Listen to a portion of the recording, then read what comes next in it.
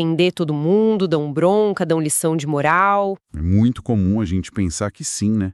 Que a bondade superior significa subserviência ao nosso erro ou então uma repreensão escandalosa. É o que a gente faria. Mas a dinâmica descrita revela uma atitude completamente diferente.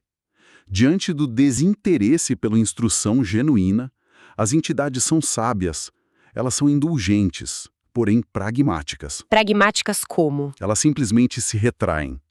Tem uma comparação formidável nas fontes com professores super dedicados no ambiente escolar. Aham. Imagina um professor que preparou uma aula incrível, enriquecedora, mas ele entra na sala e percebe que os alunos estão ignorando o quadro negro para brincar com umas besteiras inconsequentes lá no fundo da classe. O professor não vai esmurrar as carteiras. Não, ele desiste. Ele silencia. Os mentores assumem uma posição restrita, que é chamada de sentinelas. Eles ficam ali de guarda só para impedir que a estrutura do grupo colapse em desastres mais graves, sabe? Eles seguram as pontas. Isso. Mas o projeto de aprendizado, esse é paralisado na hora. Nossa, e então, o que isso tudo significa? Isso lança uma luz implacável sobre o nosso próprio comportamento humano. Com certeza. A bancarrota de inúmeros círculos de estudos, o desvio de grupos de pesquisa que começam super cheios de boas intenções e terminam numa confusão generalizada, não acontece por conta de grandes ataques épicos das trevas. De jeito nenhum. Acontece pela nossa própria incúria e impertinência, pela nossa curiosidade vazia que destrói a sintonia com tudo que é nobre e verdadeiro. O excesso de exigência fútil simplesmente esvazia a sala. É o autossabotagem em nível vibratório. Perfeito. Mas olha só, o mecanismo de imprimir a realidade continua funcionando mesmo quando a sala está esvaziada de boas entidades. E aqui, a nossa exploração ganha uns contornos ainda mais sutis, porque essa interferência mental não depende só de materializações densas como uma pulseira em ectoplasma. Não, de forma alguma. A ideloplastia atua onde a gente menos espera. Como, por exemplo, na chamada fotografia transcendente. Fotografia transcendente. Explica um pouco mais. É o esforço de registrar em chapas fotográficas as imagens ou expressões do mundo invisível. E, novamente, a pureza da vibração ali é inegociável. Como sempre. O aparelho fotográfico captura a impressão mais forte que está no ambiente vibratório. Então, se os encarnados que estão conduzindo o processo ou que estão ali na sala apenas torcendo por um resultado, se eles sustentam mentes perturbadas, cheias de descrença irônica ou de uma ansiedade extrema, As ondas dessa perturbação atropelam tudo. atropelam, prevalecem. Ao revelar a foto, em vez da gente encontrar o selo iluminativo da esfera superior, a gente vê estampada a marca caótica da inquietude daquelas pessoas. A nossa ansiedade basicamente borra a lente da realidade fina. É incrível isso. As oscilações desreguladas dos presentes se registram no equipamento. Mas quer saber o que é o mais assustador de tudo isso? O quê? É quando essa mecânica vai para os fenômenos puramente intelectuais. A gente não está mais falando de fotografia nem de braços luminosos no escuro. A gente está falando da própria percepção de mundo de uma pessoa. Ah, sim, onde a mente trabalha no silêncio. Isso. Uma mente mediúnica inexperiente pode começar a receber uma inundação de ondas mentais, tipo formas de pensamento super repetitivas e obsessivas, e passar a enxergar isso como se fossem acontecimentos reais e inquestionáveis do mundo físico. E essa distorção intelectual ocorre exatamente porque a persistência das imagens adensa a ilusão, né? A densa ilusão. Gostei disso. Quando um aglomerado de ideias e de cenas contínuas é jogado repetidas vezes contra a tela mental de um sensitivo, o cérebro deixa de conseguir diferenciar o que é a escultura energética do que é o fato verídico lá fora. Fica tudo misturado. É o triunfo macabro da ideoplastia sobre o nosso discernimento.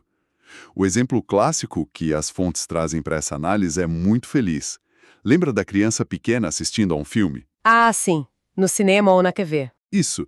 O grau de maturidade intelectual dela não permite que ela compreenda que aquilo é só uma projeção de luz numa tela plana.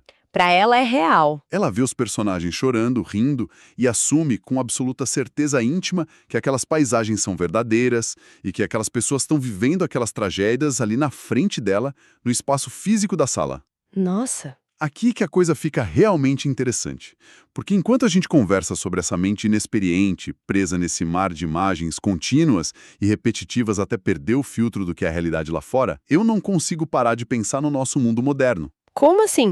É impossível não enxergar a sobreposição total dessa mecânica com a armadilha do algoritmo das redes sociais. Uau! É verdade. Para refletir com a gente. Se uma pessoa acorda e consome durante horas um feed infinito, projetando os mesmos embates furiosos, os mesmos recortes de medo, as mesmas opiniões super polarizadas, o que ela está fazendo? Ela está sendo bombardeada. Ela está se submetendo a uma ideoplastia algorítmica constante. O cérebro dela capta aquela repetição, plasma aquela visão super limitada como sendo a verdade absoluta do planeta inteiro. E a pessoa adoece. A pessoa passa a viver amedrontada ou com raiva, guerreando contra mentes e conceitos que, muitas vezes, são só um filme projetado na tela. A tela virou a vida real. Que paralelo excelente. E ele evidencia exatamente a vulnerabilidade humana à sugestão, né? A diferença fundamental é que, nas redes sociais, a gente tem uma linha de código, uma inteligência artificial desenhada por empresas para reter a nossa atenção a todo custo. É um algoritmo matemático. Mas no território do psiquismo e da energia espiritual, essa mesma mecânica de constância já é manipulada há séculos, e de forma ainda mais intencional e danosa. Aí o buraco é mais embaixo. Muito mais. E isso introduz a gente ao que a investigação define como o magismo e a mediunidade rebaixada. Porque se a criança se assusta no cinema de forma inocente, há inteligências degradadas que usam a tela da mente de propósito para escravizar. E a gente entra agora na parte mais densa da nossa exploração. Como que ocorre, assim, exatamente essa manipulação da realidade energética de forma proposital? Porque a gente não está falando de criar ilusões inofensivas mais. Não mesmo. A gente está falando de vampirização profunda, certo? Certo. A eficiência cruel do magismo primitivo não se baseia em amarrar a vítima com correntes de ferro físicas. A verdadeira prisão é mental. Sempre a mente. Seres estagnados, ou inteligências que são voltadas para a degradação, eles compreendem perfeitamente o poder de ideoplastia. Então, o que eles fazem? Eles disparam sugestões deprimentes, bem repetidas, em direção a determinados indivíduos. Jogando lixo mental em cima deles. Lançam ideias escravizantes, cenários de pânico, concepções de punição terrível ou de tabus irreais.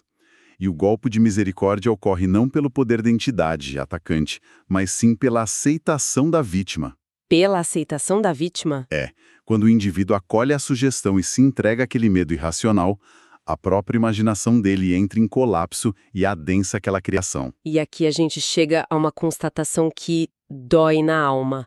A vítima, apavorada com a sugestão que enviaram para ela, começa a emitir as suas próprias ondas de percussão sutil. É o efeito bumerangue. A própria mente que está sofrendo é a que plasma os monstros que estão perseguindo ela. O cativeiro não é sustentado pela força de quem atacou. O terror é sustentado porque a vítima alimenta a miragem de forma ininterrupta. Exatamente. E com isso ela acaba entregando de bandeja toda a sua energia vital para o manipulador. É uma autotortura terceirizada, sabe? E o que potencializa absurdamente o risco de cair nessa armadilha leva a gente àquela contradição que chega a ser irônica, o perigo da sensibilidade. Sem dúvida, essa é a faceta mais crítica da discussão. O fascinante aqui é entender a balança do poder mental. Porque, presta atenção, nos nossos discursos culturais mais comuns, ter alta sensibilidade espiritual, empática, mediúnica nossa, é sempre retratado como o apogeu da evolução. Todo mundo quer ser sensível. É lindo, é elevado.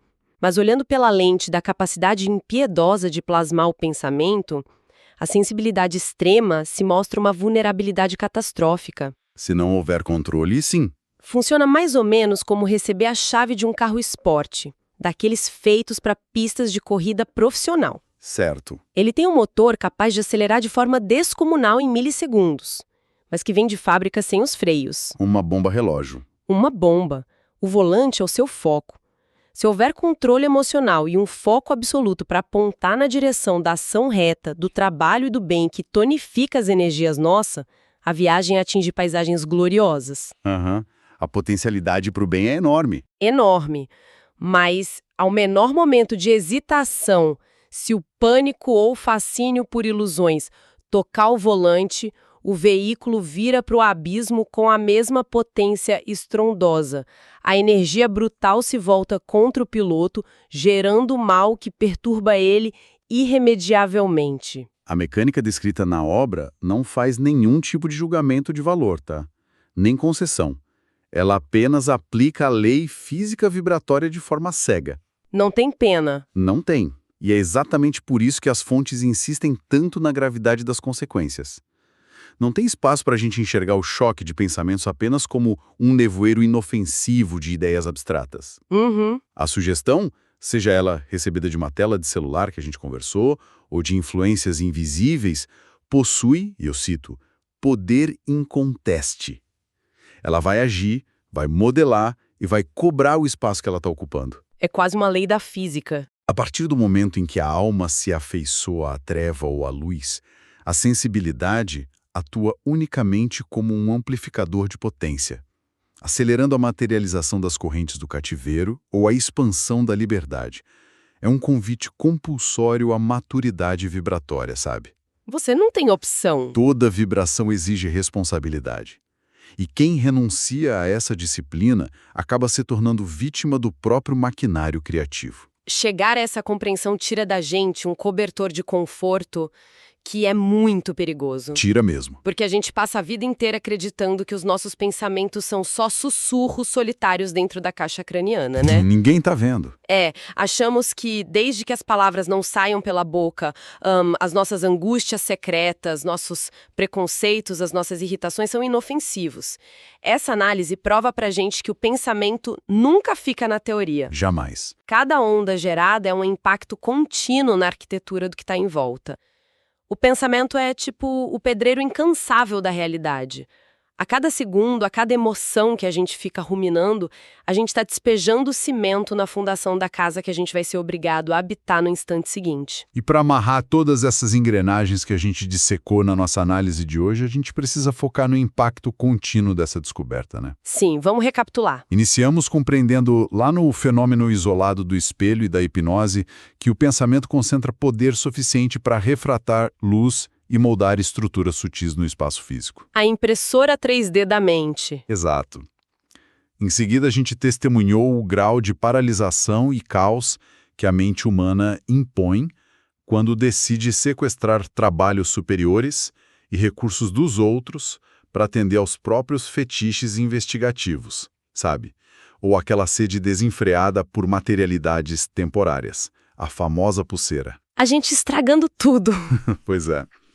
Essa imaturidade custa o suporte das entidades sublimes, que são substituídas por agentes perturbadores ou, no mínimo, viram meras sentinelas das nossas derrapagens. Assistindo de longe. E ao mergulharmos no auto-engano intelectual e lá no abismo do magismo, fica explícito que a mente sensível e indisciplinada, ao acreditar nessas sugestões sombrias, ergue voluntariamente as paredes da cela que ela passa a habitar. Ela mesma se prende. Se prende.